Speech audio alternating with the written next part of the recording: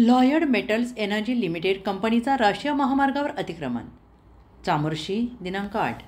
Lloyd metals energy limited या कंपनीने 353C या राष्ट्रीय महामार्गावर मागील अनेक दिवसांपासून कंपनीने महामार्गावर अतिक्रमण केल्याने रस्त्याची रुंदी कमी झाली.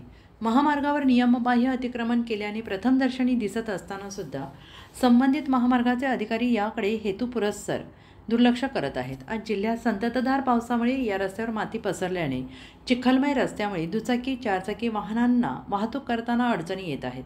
त्यामुळे या परिसरातील नागरिकांना तालुक्याच्या ठिकाणी आणि जिल्हा ठिकाणी जाण्यास खूप मनस्ताप सहन करावा लागतो आहे.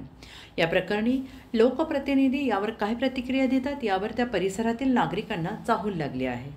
ज्या प्रकारे सामान्य नागरिकांनी केलेल्या अतिक्रमणावर कारवाई केली जाते त्याचप्रमाणे कंपनीने केलेल्या अतिक्रमणावर कारवाई लगेच रस्त्यावरील मातीचा चिखल हटवण्याची मागणी परिसरातील नागरिकांनी केली आहे. 353C या राष्ट्रीय महामार्गावर मागील अनेक दिवसांपासून कंपनीने महामार्गावर अतिक्रमण केल्याने रस्त्याची रुंदी कमी झाली आहे.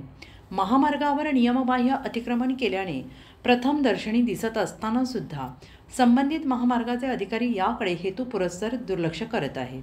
आज जिल्ह्यात संततधार पावसामुळे या रस्त्यावर माती पसरल्याने चिखलमय रस्त्यामुळे दुचाकी चारचाकी वाहनांना वाहतूक करताना अडचणी येत आहेत.